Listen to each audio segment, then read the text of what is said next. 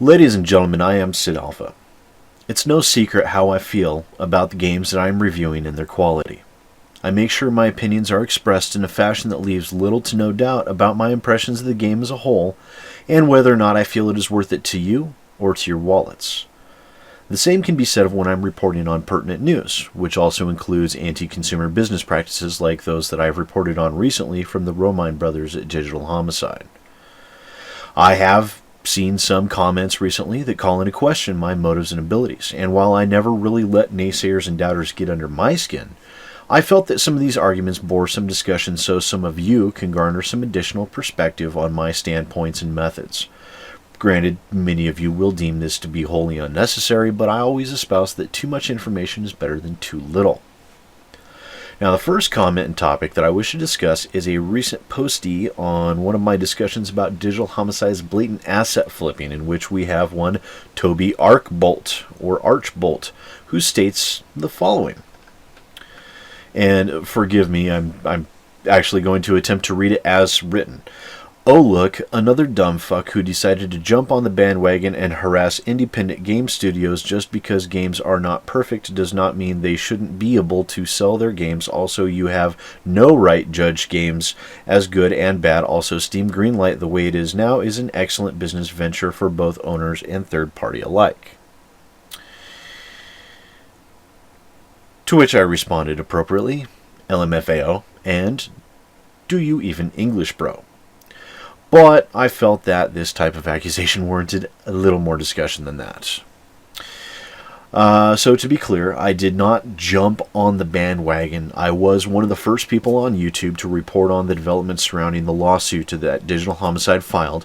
And if you search for Jim Sterling sued or any other number of search criteria to find information on the lawsuit, you will find that my video is either top ranked or within the top 5.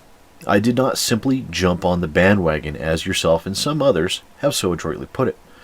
I reported on this story originally because some of the very real implications that it poses for games developers and video game reviewers alike, particularly YouTube video game reviewers. Now, one thing that people like Toby do not understand is that the brothers at Digital Homicide are attempting to censor and silence a critic who has been vocally outspoken in regards to their very clear and blatant shady business practices. Now, if their lawsuit were to be successful, it would set a very clear and dangerous precedent for other developers to follow suit. No pun intended. Sorry. To seek to silence criticism by destroying people's lives is all this would serve to do. I know that might seem like sensationalism, but think about how well you would be able to live if you owed someone $11 million. It'd be pretty damn hard, wouldn't it? And Toby's next point, just because games are not perfect does not mean that you shouldn't be able to sell their games. You're 100% correct. And I have played many games that were nowhere near perfect and gave them positive, sometimes absolutely glowing reviews on my channel. Also, even the term perfect when dealing with a video game itself is a highly subjective term, as is evident here. This is clearly a case of one man's priceless is another man's worthless, as the old adage goes. However, as I have said many a time, that reskinning a game and then reselling that as a different title is blatantly attempting to deceive the consumer, and it takes their money even though it's not deserved. In that instance, there's no acceptable defense in my guys. Period. Now, as to the judging games part, I'll hold off on that one until a little later, because I don't want to repeat myself multiple times here in regards to this, because I'm going to be eating up enough of everyone's valuable time as it is. Now, as to Toby's comments about Greenlight being a wonderful thing, I'm not sure whether this person is attempting to be sarcastic or if he really is simply this blind and out of touch. Steam's Greenlight allows nearly any piece of shovelware onto Steam, assuming it gets enough upvotes for Steam to warrant the maintenance cost of drive space for the game to live on their systems, plus a small profit. And games developers can and have purchased a free pass through Greenlight on more than one occasion.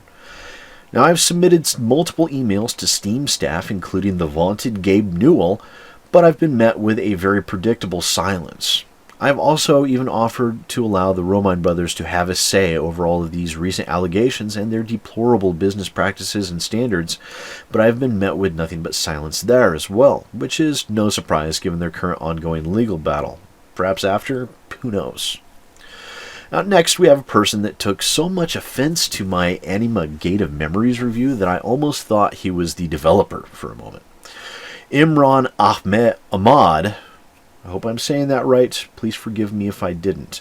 I do have a question. How can people justify games like The Division, which are nothing but grind fests with boring designs and made for millions of dollars as a good game, and then call a game with a measly $150,000 budget a lazy game?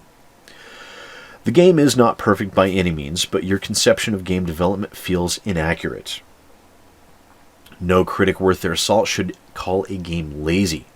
Other than that, your review is mostly accurate, but I doubt you finished the game. Keep up the good work, and I hope your future reviews are better worded. Now, I did leave a fairly lengthy response to Imran that I will read to you since that will save us a little bit of time, but before I do, let me just state for the record clearly that I did not purchase The Division. I did not review The Division because I knew it was going to be shit. I did purchase Anima Gate of Memories, and I did play it. This was not a review code. I bought it with my own money and reviewed it as befitting my channel. So what I wrote in response to Imran was, there have been a few stated caveats on my channel to which I wholly espouse. 1. Amazing graphics do not a good game make. 2. You do not need a massive budget to create a good game. 3. My critiques are scaled based upon their asking price and the genre to which the game falls into. Now, I have encouraged my apologies. I have encountered games on very small budgets that have turned out to be fantastic and that I love and still play to this day, like The Battle of Seoul, Cradle, Firewatch, Goliath, Papers, Please, Shadowrun Hong Kong, Sorcery, and Stories The Path of Destinies, to name but a few. Now, all of these games were in a similar price point to this game, are in a variety of different genres, and are hallmarked by one very common theme. They're bloody fantastic. Unlike Anima Gate of Memories, these games showed innovation, talent, and most importantly, a metric ton of heart. They make you feel what the developers want you to feel and pull you into their worlds in a very unique and real way. Some with unique gameplay, others with interesting and innovative storytelling mechanics. Each one offers something different and is a fantastic game in its own right. Now, compared to every one of these titles, which I will remind you again, as budget is apparently a concern for you, were all within the same price point and some of them were actually cheaper. This game falls short in a host of different areas, and while I appreciate you dislike the term lazy, that is exactly what it felt like to me. Now, one thing you have to deal with in my style of reviewing is that it is very much me speaking my mind. I will not sugarcoat or pander to those that dislike my use of a specific term or word like lazy, boring, or cheap. While this might mean that I'm not worth my salt in your eyes, I can accept that. I will not compromise the integrity of myself or my channel because someone doesn't like some of the terminology that I use. It was an apt analogy, and I stand by it 100%. You don't like it? You're free to not watch my videos, as I doubt my methods and style are really compatible with your personality or outlook. There's nothing wrong with that at all, but I have come to terms a long time ago that you simply cannot please everyone all the time. Now, to expand on this, I would like to state for the record that I do not simply rely on subjective impressions for each and every review. I do have a scoring array that is utilized on every game that I have developed through great pains over the past year to finally settle on a system and method of delivery that is my own and is able to communicate and combine objective scoring with subjective aspects based upon my own 30 years of experience as a gamer. Now, overall content and playtime are factored based on price, as well as voice acting quality, if there is any, graphics, frame rate, options menus, story, stability, and innovation. Now, you can leave out any one of those. Any two of those could be ignored and you could still have a decent or good game. But when you include something in your game, expect it to be critiqued and criticized. And if you include an aspect of one of these in your game and you do poorly at it, expect that to be reflected in the critique. Now, I have had a steady increase in subscribers to my channel every day based on days that I release reviews. Considering the vast majority of comments are in the positive, and the like to dislike ratio is exceptional on the vast majority of my videos released within the last 4 to 6 months, somewhat means that I am doing something right, and people are resonating with not only my opinions, but also with my style and methods of relating information. So this is me, thumbing my nose at the naysayers. I am a gaming critic. And if the growth on my channel has anything to say about it, I will be here for a long time, so you might as well either get used to it or do what you can to avoid my channel, which will grow harder every day. Because this is probably the most important thing you can ever hope to learn about me. I am stubborn. I do not give up or grow dissuaded. I grow more determined. Comments like this only serve to make me strive to succeed, and that is quickly becoming my goal. This used to be a hobby for me, something that I could do on my free time that was mine, that was something I created. But, I don't expect you all to take everything I ever say at face value, obviously. In fact, I would strongly urge you not to. Now, I am a human, and as such, I'm flawed. Plus, there's no guarantee that I will like a game that you will like.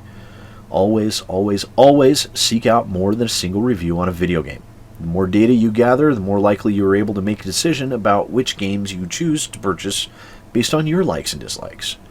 I keep stating that my channel is all about consumer information and protection, and I would be acting directly contrary to those tenets if I were to ask you to watch me and only me. No. Go out there, watch other channels as well as mine. They may show you a portion of the game that I didn't, or an aspect that I glossed over. They may cover in depth and change your mind on whether or not you are interested in it. Please do so. It serves only to benefit you, and that, ladies and gentlemen, that is the most important thing. So that is me. That is what my channel is about. That is a train in the background. Such professionalism. That is me. That is what my channel is about. And judging by the growth, it's not explosive, but it is constant and it is steady. And the growth will continue to increase as more and more people learn about my channel, my review style, and my honesty. I am not about to compromise those ideals for Imran or Toby or anyone else. Now, as such, with everything else, I do have to shamelessly shill to you, as I always do, that we have done something amazing in my eyes in even breaking 1,000 subscribers. So I decided we're going to have a new goal, which is 1 million. Now, we are going to try and get there in stages, though, so as not to overwhelm people. Our next goal is 2,000 subscribers by New Year's. Let's keep things going and turn this into a real full-time channel that you can be proud to be a part of. As a part of that, I will be working on getting a website started, and we'll also see what it will take to get a forum fired up and do some official channel branding. That way fans of the channel can interact with each other, share ideas, thoughts, stories, talk about video games and everything like that. So if anyone has any ideas on channel art or branding or anything like that, please submit them to SidAlpha@SidAlpha.com. In the meantime, thank you again to all of my current and future subscribers. I really do appreciate it. I am SidAlpha, and I will see you next time.